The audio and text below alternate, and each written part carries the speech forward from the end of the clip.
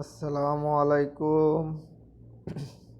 প্রিয় বন্ধুরা, সবাই কেমন আছেন? আশা করি সবাই ভালো আছেন। আলহামদুলিল্লাহ, আপনাদের দোয়ায় আমি অনেক ভালো আছি। আর ভালো থাকার সবচেয়ে বেশি কারণ হলো আল্লাহ তাআলার কাছে লাখো কোটি শুকরিয়া। আল্লাহ আমার রিজিক এমন এক জায়গায় রাখছে, তা আপনারা চোখের সামনে দেখতে পারতেছেন। আলহামদুলিল্লাহ, আল্লাহ তাআলা মক্কাতে আমার রিজিক রাখছে। আমি মক্কাতে কাজ করি এবং মক্কা হারাম শরীফে, কাবা শরীফে মন চাইলেই আসতে পারি। সবচেয়ে বড় নিয়ামত, আলহামদুলিল্লাহ।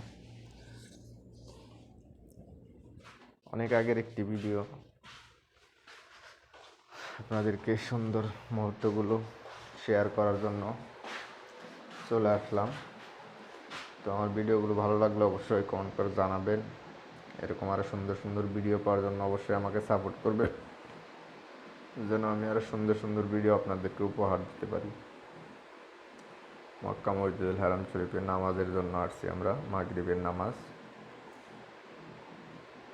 মাশাল্লাহ, এখানে আসলে সবচেয়ে ভালো লাগবে আপনার বিভিন্ন দেশের হাজী সাহেবরা আসে, তাদেরকে দেখে তাদের সাথে কথা বললে আপনার এত ভালো লাগবে যেটা বলার বাইরে।